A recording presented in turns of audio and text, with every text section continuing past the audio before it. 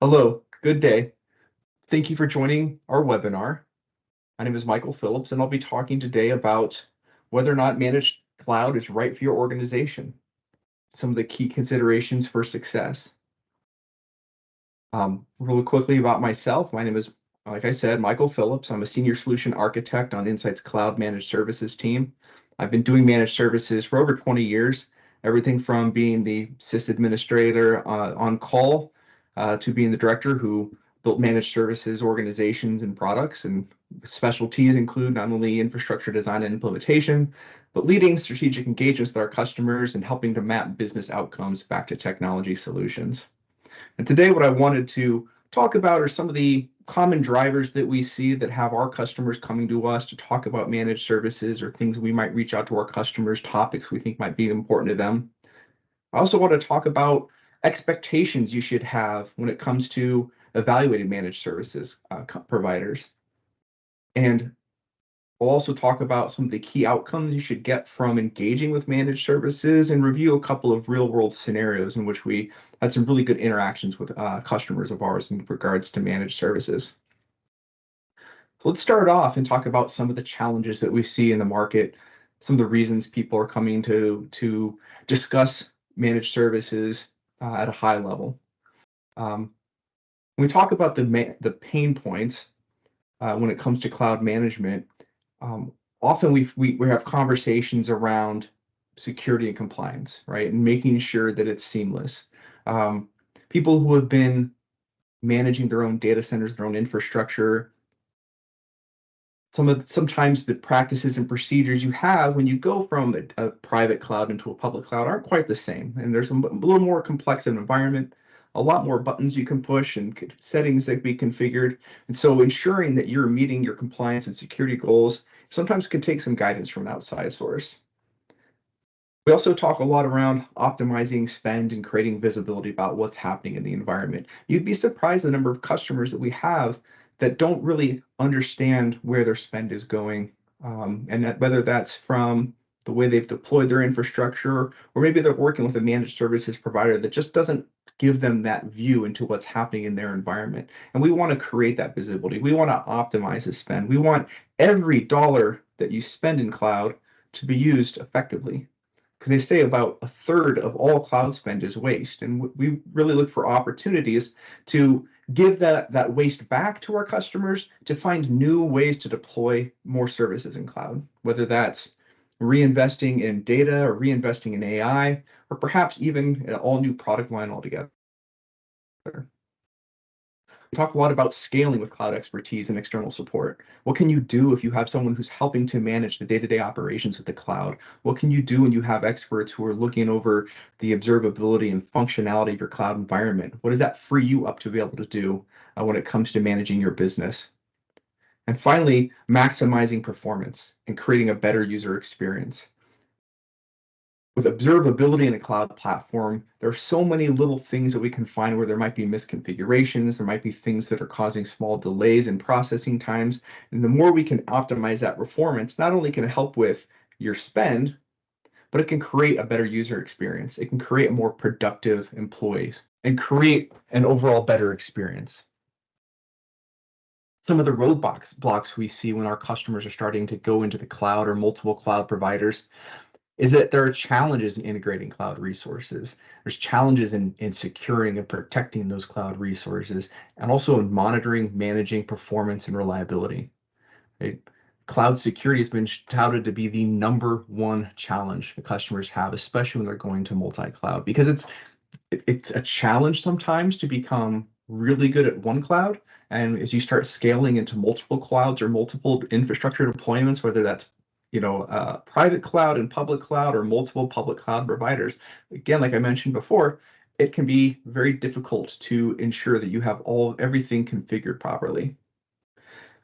But we do know that almost 85% of the customers that we surveyed are planning to engage with third-party providers to help enable their digital transformation. And that can be a lot of different stops on the cloud journey, from assessments and application modernization and refactoring and migrating to the cloud, or working within the cloud itself.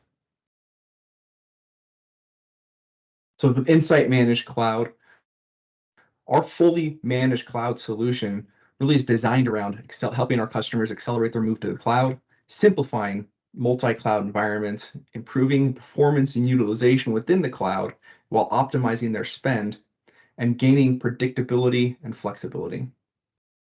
So let's start by talking about some of the common drivers in engaging with an MSP. Most commonly, we see that some of our customers have just a lack of exposure to the public cloud. And there's a number of reasons for that, right? Could be a corporate mandate to move to cloud, and maybe that's more driven on the infrastructure side, but someone other than IT may be making the decision that this is the path the company's going to take. Often we see compelling events around hardware and software lifecycle, that things are coming to the end of their term, the end of their life. And instead of, again, making another large capital investment to acquire more hardware, sometimes for multiple sites, especially in disaster recovery scenarios, or replacing expensive software licensing and support and perhaps training, the decisions made to move to the cloud. Now, also oftentimes, these companies have a great team. They have people who've been running their infrastructure for a long time, but that team just doesn't have experience for the cloud.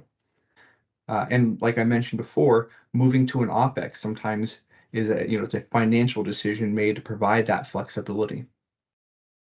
These are all types of scenarios that we see with a lot of frequency when customers are trying to make that decision to move to cloud.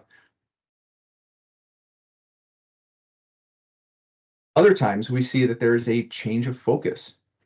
IT may be tasked with new types of objectives, new types of desired outcomes the business has.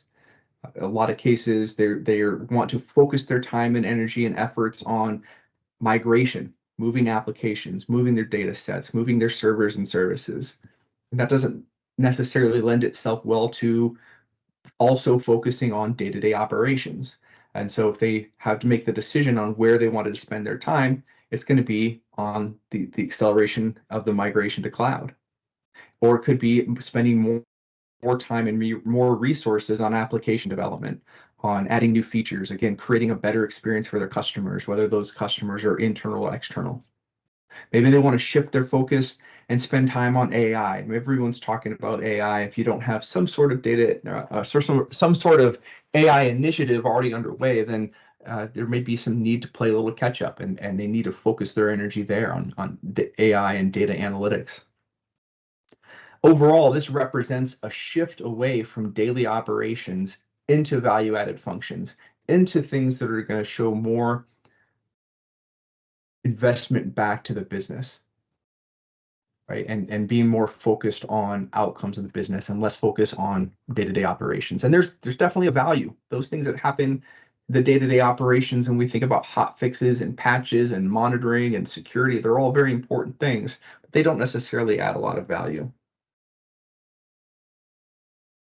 Talked before about the challenges in multi-cloud, right? And especially when you start getting into multiple clouds, when you have cloud sprawl in one, now multiply that by, on average, customers are in two and a half public clouds, right? So you again are trying to manage sprawl across multiple clouds, the cost and complexity that comes with that sprawl. But above all of that, it is hard to staff up to manage multiple cloud providers. If it takes a certain number of specialists to provide your operational running team for one cloud, as you enter additional clouds, it's not necessarily a given that those same staff that are managing one cloud environment are going to be ready or qualified or trained to handle a completely different cloud environment at the same time. It's going to result in a costly investment, that whether that's for starting to add new tooling that can enable visibility across multiple clouds, or help with operating models across multiple clouds, look at security across these multiple clouds, or training up your staff, hiring more staff. These clouds have different processes, they have different procedures, and there's a lot of difference in how to enable your governance and security objectives across these multiple clouds. The need for optimization, a huge driver for looking to work with a managed services provider, is that ability to optimize using best practices, using tips and tricks that managed services provider has, that experience that they've gained by managing dozens, if not hundreds of different customers in their cloud environments, right? Looking for how to take infrastructure and move it into a platform service or redeploy things in a more cloud native operating state, optimizing cloud costs by looking for any type of avenue in FinOps. That could be moving to different savings plans, reserved instances, perhaps, again, retooling for cloud native deployments of things like load balancing and scaling instead of using third-party tools to do so. Getting that financial predictability and that trending and reporting that goes along with that to help you understand not only where your spend is going now, but what it projects to go to in the future as you continue down this path of investing in cloud. Oftentimes we find that customers don't use proper asset tagging with their environment. And that makes it very, very difficult when you want to go and do bill back or show back to other departments. As someone who's been in IT world for a long time, run IT departments, when other businesses with other functions within the business come to IT and say, hey, we need you to deploy this new application, or we need you to add all of this storage. In the past, it was very easy for those types of initiatives to get saddled on the IT budget. When we talk about that predictability and flexibility, we're also talking about the capabilities of tagging to show those costs back to the business so you can redirect the budgetary numbers associated with that change back to the originating line of business. Increasing automation is huge in the public cloud. There are all kinds of new tool sets being deployed within the cloud. There are obviously cloud agnostic solutions out there with things like Ansible and Terraform, GitHub, things that will allow you to automate deployments, to push left back and enable users at all types of different levels to be able to consume and deploy resources within the cloud. And the more automated you can make those processes, the less burden you have on IT. And finally, talked about tooling a couple of times, but it's important, especially as you go into multiple clouds, to have a way to see into all of these locations, to have visibility into how things are functioning, to what the user experience is like, and to where that budget is going. So when we think about managed services helping to solve for some of these challenges, right? When we start elevating existing IT staff within our customers, we then the burden of maintaining a large pool of resources to help support that environment. And we think about the teams that we build, the pods that we build that have specialists in network and governance and infrastructure and databases, right? All of those things our customers had to worry about as far as retaining, finding talent, training that talent, keeping them updated, keeping them interested. All of that goes away. And that allows our customers to prioritize those higher value activities, frees up some of the more repetitive parts of day-to-day operations to allow them to focus on those strategic business priorities. And again, as someone who has a history of being in IT, that is going to bring job satisfaction to your employees. That is going to make them more excited to come into work when they're getting to deploy the latest and greatest, when they're getting to challenge themselves and try some new things out. Those are the things that keep employees happy and keep them on your team. We think about improving the service levels and scale, by adding more bandwidth to your teams, or allowing them to spend more time interacting with your customers, allowing them to get that feedback, and again, work on software developments, work on data initiatives and AI, and creating a better service. Our proactive approach in managed services really is about trying to anticipate needs, doing proper planning for resources within organization, within the infrastructure, and we're doing that through a lot of experience we have in understanding and predicting trends within the cloud infrastructure. And finally, when we think about increasing visibility, it's not only taking advantage of the tool sets we deploy that are pulling a lot of information back from the cloud, but it's also taking that relevant stuff and presenting it back to our customers, right? Showing them information that's relevant to their role, showing them information that's relevant to the applications that they may own, having consistent service reviews and checking with our customers to see if we are meeting their outcomes, their desired outcomes, and then taking some time to plan what does the next quarter, 6 months, or year look like, and ensuring that our service is ready for the way that they want to grow and the way that they want to innovate. And so that brings me to that idea of what should you expect from your cloud MSP? What should this partnership look like between you and your provider? As a managed services provider, we're not in the business of going and replacing IT staff. We want to be partners. We want to augment. We want to support and extend be an extension of your teams. And the way that we do that is really we have to get to know the business and the strategy and a lot of the things that are driving change within the organization. And then we can tie that back to your overall public cloud journey. So when you're talking to an MSP, these are the kinds of things they should be looking at to really understand how to make you successful, to how to make sure that your customers are having the most ideal experience with your business. So understanding and defining strategies, assessing, designing, planning workloads and migration, understanding your governance, right? And that's a huge driver for change we see happening in organizations. That's why I got my CISSP, because governance is becoming one of the major drivers of decision making. And so we need to be able to map those governance requirements back to your cloud environment or your multiple cloud environment, right? And then once we understand all of that, we can start migrating, we can start modernizing. We might use the term migration, but I always like to think about the idea of evolving to cloud, because you have to change the way you operate. You have to change the way you allocate resources and consume those resources. And as your managed services partner, they need to understand that maybe that's a change for you in the organization. So they should be walking side by side with you in that and helping to understand the impact of all the changes as you start to migrate and modernize your infrastructure.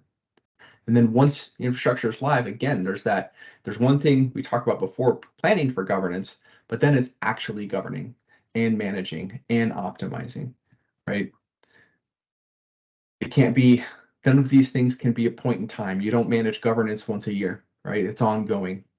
You don't optimize once a year. It's ongoing, right? And that's how the life cycle needs to look in cloud. And then again, underlying all of this is securing the environment, aligning to GRC, ensuring we're taking all the necessary steps to align to best practices in a well-architected framework, and then operating a way that's efficient and enables your service levels. So this is how we look at partnering with our customers. This is what that cloud journey looks like, and these are what the kinds of things you should expect from your MSP. Other things you should look for is innovation. There was a time when managed services over a 3 or 5 year contract, and going, dating myself a little bit back to physical servers or even some of the early deployments of virtualization, it was not terribly uncommon for a managed services environment to look remarkably the same at the beginning and the end of a 3 or 5 year contract. There wasn't necessarily a ton of shift. That doesn't really fly today. The reason people move to cloud, or one of the reasons people move to public cloud, is the innovation that's happening in that space, right? And so as a managed service provider, we need to be able to support our customers' path to innovation, right? The service must evolve. You cannot have static solutions. Now, in some cases, you might have servers that don't change very much, but when we look at the overall processes and procedures and the way the environment's being run and modernized, you have to evolve as a provider. And that means a product-centric lifecycle, constant feature enhancements. It also means dropping features that aren't being used. That's just the proper way to run a product. And also innovation means, working with a partner like Insight, who when AWS comes out with something new, we look for opportunities to go to market with those, creating products, creating solutions that then we can take back to our customers and help them with their innovation cycle. Your provider should offer you flexibility, right? Again, I mentioned the idea of running your product, having a life cycle where you're constantly innovating. The cloud features, I think AWS has something like 12 or 1500 updates to their platform a month, right? And that's probably low on the number that they're actually innovating as far as like code releases. It's amazing the pace at which they innovate, and we need to keep up with that. So when we talk about that idea of continuing to add features, we adopt a DevOps mentality where we create a backlog, and create a 3-week sprints where we're looking at evaluating requests and implementing them in 3-week on minor releases, or maybe at the major release life cycle. The cool thing one of the things that we do that's really cool Insight is every single employee Insight can make a feature request. So that allows people like me who are on the sales side to talk with customers and understand what their plans are. And if I see something we don't support yet, I can go make a recommendation. Our field architects who are out there doing implementations, doing migrations, doing deployments, they are out and talking to different types of people in the organization, and they might find something that, hey, it would be really cool if we could enable our customers to do this. Our marketing team, our sales executives, like I said, everyone at Insight can go and make feature requests. And so we think that's a great way where we can listen to the voice of our customers and listen to the voice of our 13,000 employees and really integrate that into our product. And with the size and scale of our team, that enables us to scale up and scale down. One of the great things about cloud is that scalability, the ability to turn things on and off kind of as you need them, to have workloads that live maybe only a short period of time before they self-terminate because they're not needed anymore. And so we've built our solution to have that scalability as well, where we don't necessarily tie like pricing to resources specifically, but just at the overall environment level. Percentage of spend is a very common way that managed service providers are selling their services for cloud, because we know customers are going to be turning services on and off. Things are going to grow and things are going to retract. And the ultimate way to provide that flexibility is to align the way we build the same way that AWS builds for their services. Pay for what you use, and when you don't need it, turn it off. Ancillary services that support your managed cloud environment, right? When we think about the entirety of a large cloud deployment, a lot of times there are third parties involved. There are needs for security appliances, needs for SD-WAN or connectivity. There may be needs for other third-party software applications and integrations. I've worked with some really great MSPs before that are very focused on just AWS and just what comes from AWS as a platform. And I know that, and even in my own experience, that sometimes you can hit some roadblocks in trying to innovate outside of the standard platform. So understanding how your managed service provider works in the marketplace, how they work with other third parties, and what experience they can bring and flexibility they can bring into your environment is really something you should make sure you're looking out for. MSPs, when it comes to service level attainment, it's a shift when we start moving things into cloud, right? Back in the days when I worked in a data center and it was our infrastructure customers were running their systems on top of, the service level was 100% ours, from the data center to connectivity and power to all of the services running on top of them. As things have shifted into more of the hyperscaler model, the parts of that service level have shifted along with it. So whereas we don't necessarily look at, as a managed service provider, we can't be held to an infrastructure outage. What we can do is ensure your service levels can be delivered to the level they need. And what I mean by that is, when we're talking with customers or onboarding customers, we take time to get to know their business, to get to know their applications, to get to know how they're classified, their RPOs and RTOs, the way they're defined, and what IT's service level is back to the company. And this offers us a chance to look at, if we look at your customer's gold level applications that maybe are the most business critical, that need 4 or 5 nines, overlaying those requirements across how things need to be deployed in cloud. There have been a number of times where we've got into a customer's cloud environment and seen servers or services that needed 4 nines, but found that they weren't architected in a way that supported that SLO. So as an MSP, again, we want to go back and do those audits and ensure that the way your infrastructure is deployed can meet your service level requirements, even in the event that we don't manage the infrastructure itself. And finally, best-in-class tools, automation, AI, even beyond AI. If we think about RPA, right, robotic process automation, these are the things that we're implementing in our service desk, and I know it's being implemented all over the place. But how are these tools and automation AI being used to drive better service levels? Are there some auto healing functions being deployed? Is there some automatic, at a base level, is there some automatic classification of incidents going that's making sure and learning, hey, this type of incident on this type of service needs to be a P1, right? How automated are they? How good are your managed service providers at judging the importance of an incident, the impact of an incident, the effect of a problem on the environment, and who would be affected by that and who would need to be notified. So not only at the incident and problem level on determining how critical a problem is, but then are there automated processes and AI being used to self-heal those? So where's that automation now falling within your ITIL practices?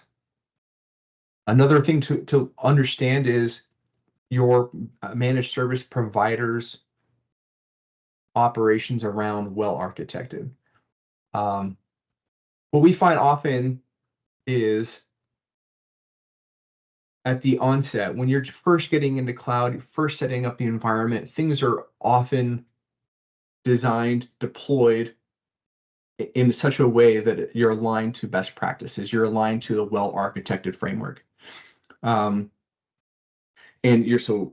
having your provider having a good fundamental understanding of what that looks like, not only on paper but in the real world, right? That's a very important thing to assess when you're talking to managed services providers. There should be processes that exist that they can show you documentation on how they maintain operational excellence, security, reliability, performance efficiency, cost optimization and FinOps, and sustainability, which are the 6 pillars of AWS's well-architected framework, right? But it's not enough just to do it right at the very beginning. Over time, configuration drift happens. The longer a server or service is online, the more people who are getting involved, the more change that happens within an environment. There is a tendency for things to shift away from best practices, things to shift away from still being well architected.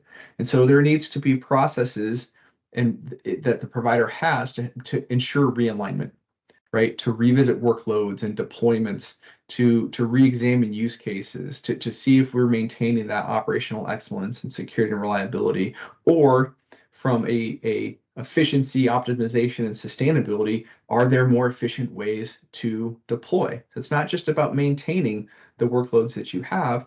Being well architected also means continuing to advance, continuing to innovate, continuing to look for ways to do it better and to involve the platform even more in doing so. Governance and security has come up a bunch of times. Probably one of the biggest drivers that I use when I'm talking to customers about successful deployment in cloud, and that's looking for things like security misconfigurations. And I would say probably 90 to 95% of the quote unquote hacks that have happened that have been taken place in public cloud infrastructure isn't the infrastructure, it isn't the platform, it's a person misconfiguring something, and probably no malice intended, right? But having some simple tools, some ways to audit, to check yourself and check your processes and ensure that you're configuring everything correctly from a security standpoint is a big deal. Also making sure you're aligned to best practices for security, and making sure that within the cloud environment, you're aligned to role-based access controls and least privileged access. You're using SSO. You're monitoring sessions. That's one thing we do as a provider is every session when our technicians log into a customer's cloud environment, we're recording everything that happens in there. So it gives us auditability to go back and ensure that we're doing things properly. Compliance audits are a big part of governance and security. I mentioned earlier that governance can't be a once a year type of operation, right? When we talk to our customers, we want to find out what their governance framework is. If they don't have one, we'll probably recommend one, because it's good to have a target. It's good to have something you can audit yourself against. And if you're not doing it now, your customers will probably be asking for it, especially in business to business type of arrangements. Your cybersecurity provider will be asking for it. Most of them are already. So compliance, maintaining compliance and governance is a big part of what you should expect from a managed services provider. We audit ourselves quarterly and take time to sit down and work with our customers and understand where there might be gaps in compliance and work on a plan to address those types of gaps. And finally, we mentioned security misconfigurations at the top here. Security vulnerability monitoring also is a big part. And this doesn't have to be a full SOC, but you should have some sort of insight into what's happening in your environment from a security standpoint, looking at vulnerabilities, taking in new threat feeds, and understanding not only the potential severity of a vulnerability, but the likelihood that it's going to be taken advantage of, and using those types of things to drive how you as an organization, probably with the support of your MSP, address security vulnerabilities. And finally, relationships. The last thing you want when you start talking to and working with a managed service provider is a vendor. Some people talk about, you want one throat to choke.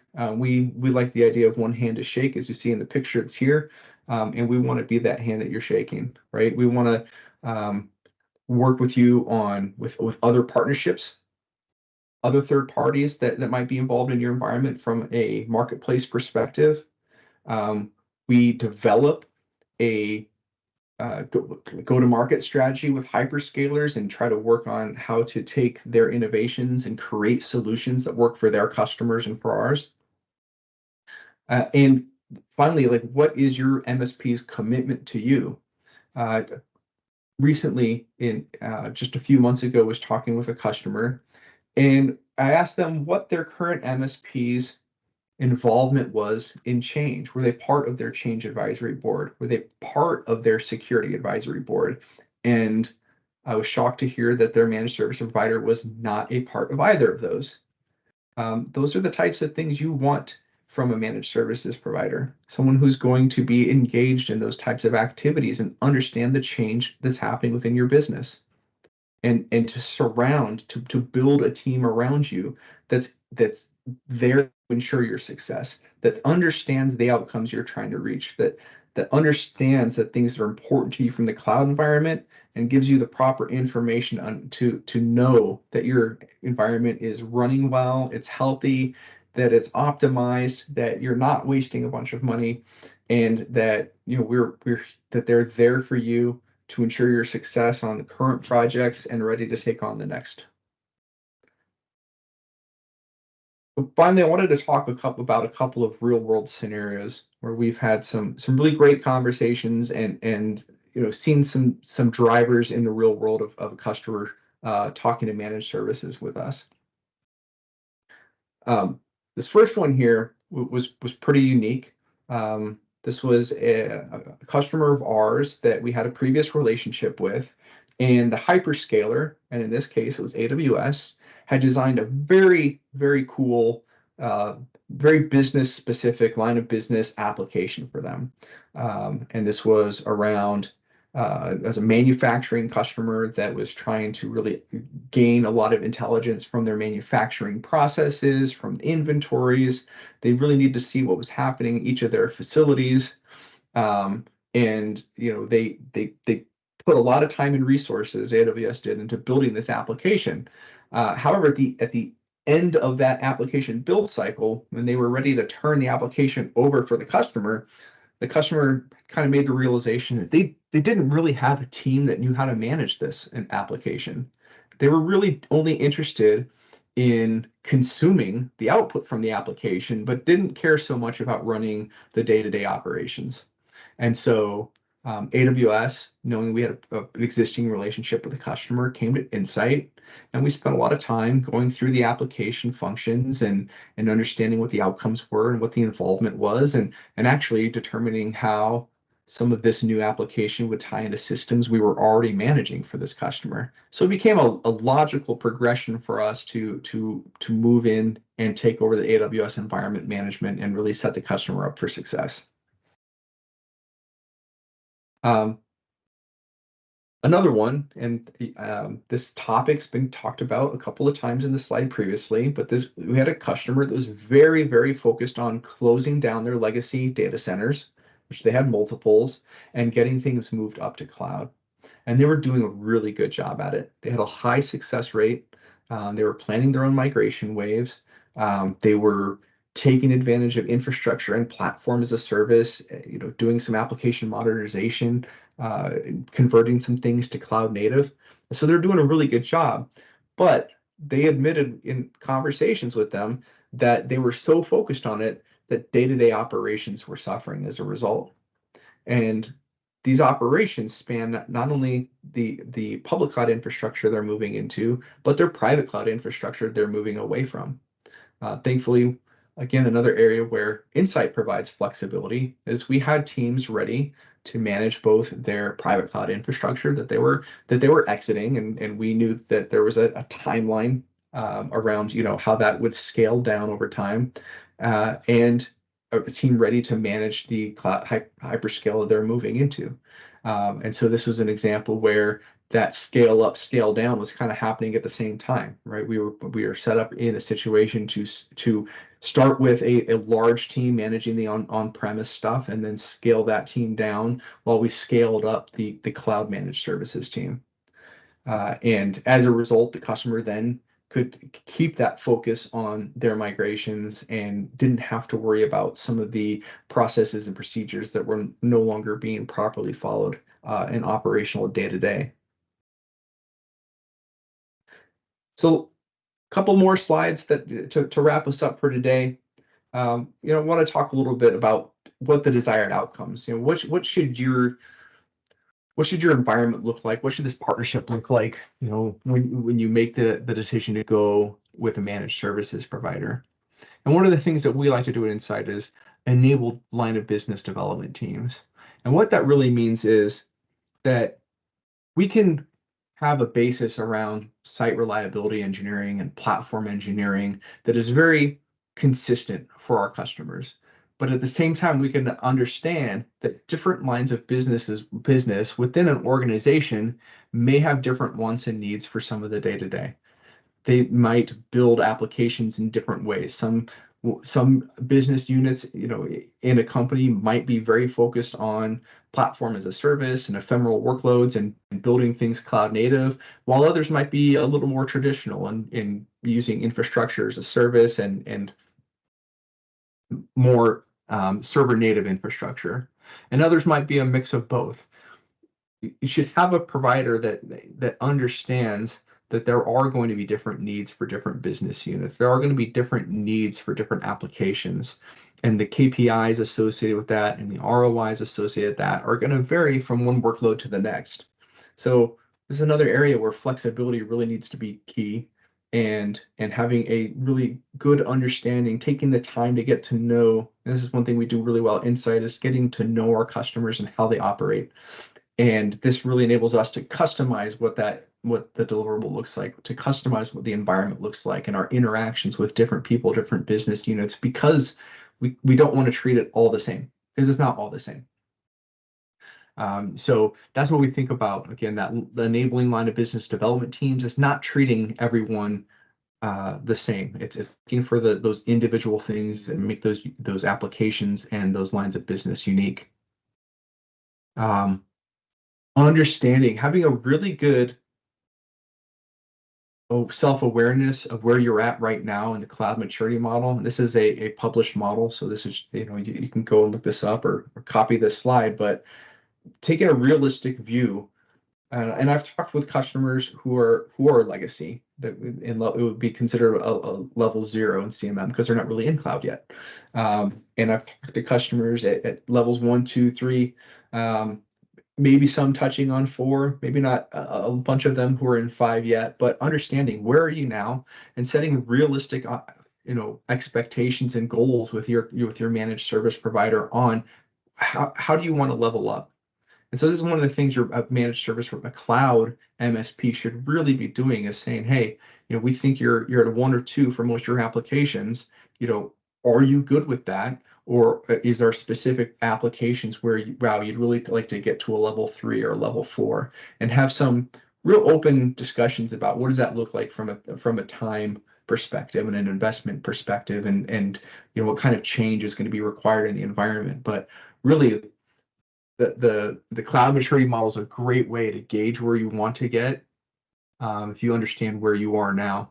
And again, if we think about the previous slide, not every application, not every line of business is going to be on the same path or at the same levels, and that's fine. But again, taking that time to look application by application, and making the decision of where does it make sense to invest and mature.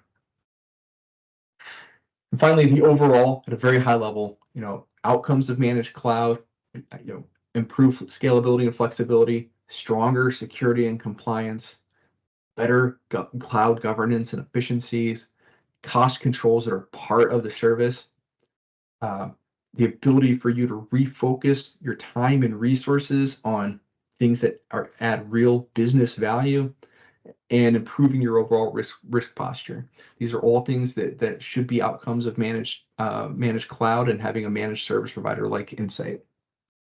So thank you very much for your time today. And we know the cloud transformation is critical to business success.